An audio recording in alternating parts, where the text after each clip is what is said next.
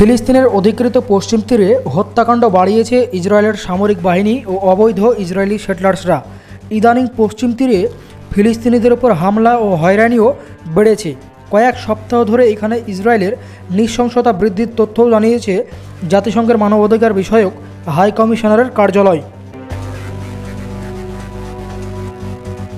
মঙ্গলবার সুইজারল্যান্ডের জেনেভায় জাতিসংঘের মানবাধিকার কমিশনের মুখপাত্র তহমিন আল খেতান বলেন, পশ্চিম তীরে আন্তর্জাতিক আইন লঙ্ঘন করে আরও বেশি এলাকা ইসরায়েলের সঙ্গে যুক্ত করা হচ্ছে।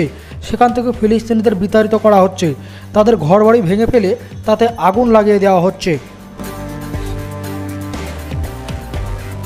2023 সালের 7ই অক্টোবর গাজা সংঘাত শুরু হওয়ার পর পশ্চিম তীরে নিহত হয়েছেন প্রায় 1000 ফিলিস্তিনি।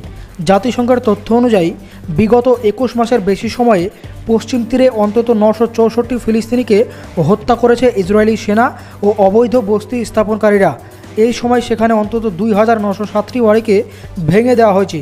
আর এদিকে জাতিসংঘের মানবাধিকার দপ্তর জানাচ্ছে, গত জানুয়ারি থেকে পশ্চিম তীরে আয়রন ওয়াল নামে একটি ভিন্ন অভিযান চালাচ্ছে ইসরায়েল। এ সময় পশ্চিম তীরের প্রায় 30,000 ফিলিস্তিনি বাস্তুচ্যুত হয়েছেন।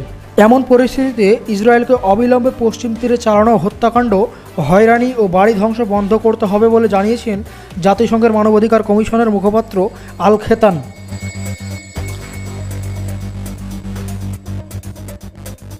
মাস কয়েক আগে ইসরায়েলের প্রতিরক্ষামন্ত্রী ইসরায়েল কাটেজ এবং অর্থমন্ত্রী বেজালেল স্মটরিচ জানিয়েছিলেন, ওয়েস্ট ব্যাংকে নতুন করে 22টি ইহুদি বস্তি স্থাপনের সিদ্ধান্ত নিয়েছেন তারা। তেল আবিবের অনুমোদন না নিয়ে ওয়েস্ট ব্যাংকের অধিকৃত অংশে আগে থেকে যে ইহুদি বস্তি গড়ে উঠেছে সেগুলিকেও আইনি বৈধতা দেওয়ার কথা জানান তারা।